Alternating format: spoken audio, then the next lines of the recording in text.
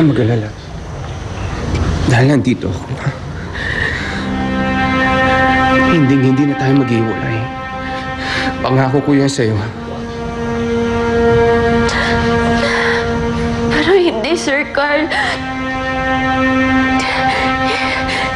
Inapi ako ni Doktora Natalia. Pinakulong niya ako kahit alam niyang wala akong kasalanan.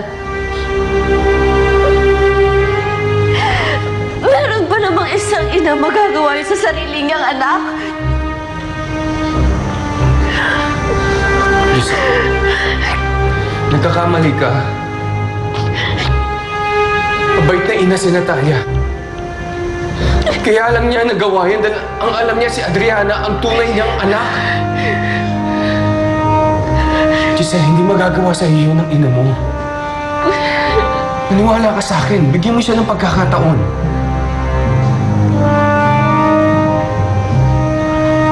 Giselle, matagal ka naming hinana. Kahit anong gagawin namin.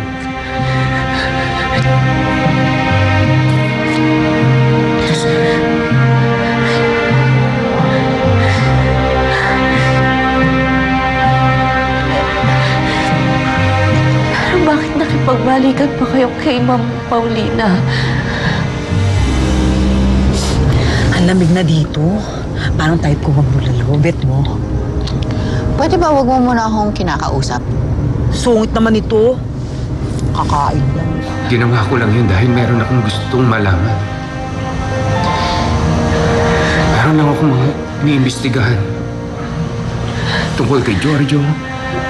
Tungkol sa tunay kong anak.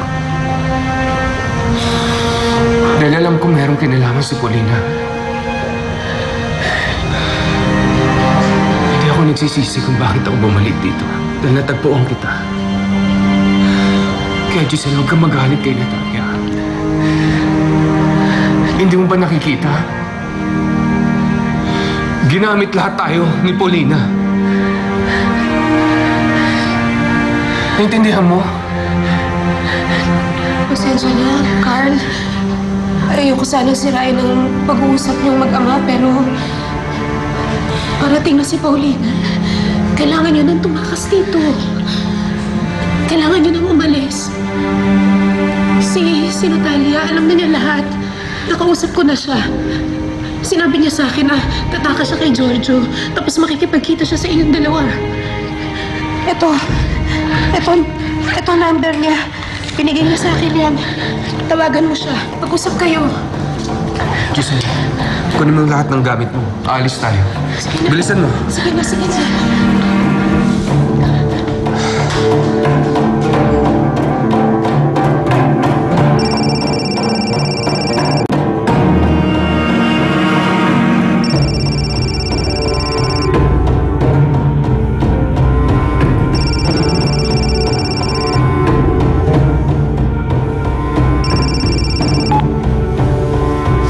Hello? Hello, sino to? Carl? Carl, sumagot ka! Bakit mo binaba? Si Giorgio ang sumagot. Alam ko si Carl ang tumawag niya. Ito ang tatandaan mo. Hindi na kayo makikita. Dahil papapatay ko na siya. Giorgio, ako na lang ang patayin mo. Pabayaan mo na si Carl at si Giselle. Sinasabi ko na nga, be, na alam mo si Giselle ang tunay niyong anak ni Carl. Si Giselle ang anak ni Tita Natalia.